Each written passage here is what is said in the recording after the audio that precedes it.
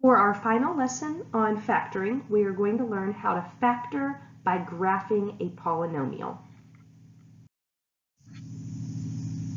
So here on the right-hand side, we have a pretty complex looking polynomial, and what we know from our graph are the zeros. So we see here that it crosses the x-axis at -4, it crosses the x-axis at 0, and it crosses at +3. So I've got x equals -4, I've got x equals 0, and I've got x equals 3.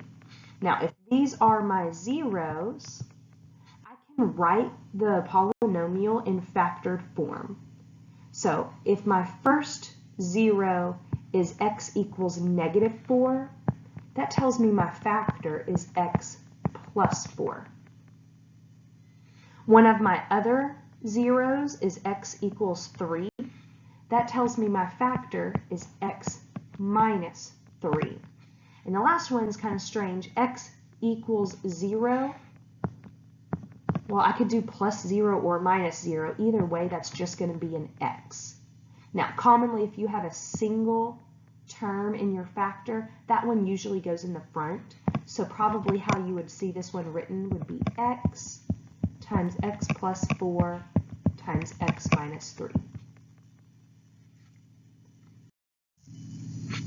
All right, let's try another one. So again, here we have a polynomial, and we're trying to factor this polynomial based on what we see on the graph. So all we really need to know here are what the zeros are.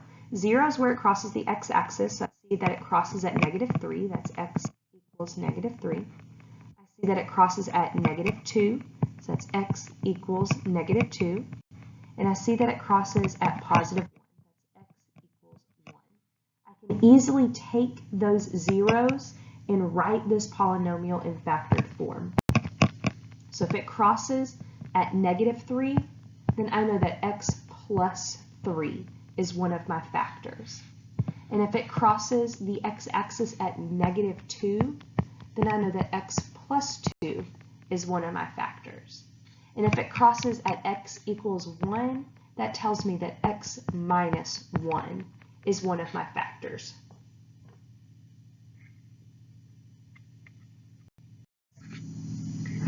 All right, so here we have our last example. We want to write the factored form of this polynomial based on what we see on our graph. So I know that roots or zeros are related to factors. So what I'm looking for on my graph is I'm looking for all of the roots, all of the zeros. So here I see that x equals -2. I see it crosses here at 0. That's x equals 0. And down here, 2 and 4, so I've got x equals 3. Okay, so if I'm setting this thing up, x equals -2, that would just be x plus 2. And down here, I've got x equals 3, that would be x minus 3. And in the middle, that x equals 0, I could write x plus 0, or I could write x minus 0, but ultimately, it would just be an x, and if you have a single term, you typically put that one in front. Now, this one's unusual. We're not quite done yet. I want to focus on this last one here. It's different than the other ones that we've seen. The other zeros, the graph passes straight through it, going up. For the second one, it passes straight through it, going down. But this last one, it touches it and turns back around. In fact, if you focus only on that part, see how it kind of looks like a parabola? And remember that a parabola is x squared. So what's actually happening right here, when it touches it and then turns right back around, is it's actually hitting that point twice. So it's going to be squared.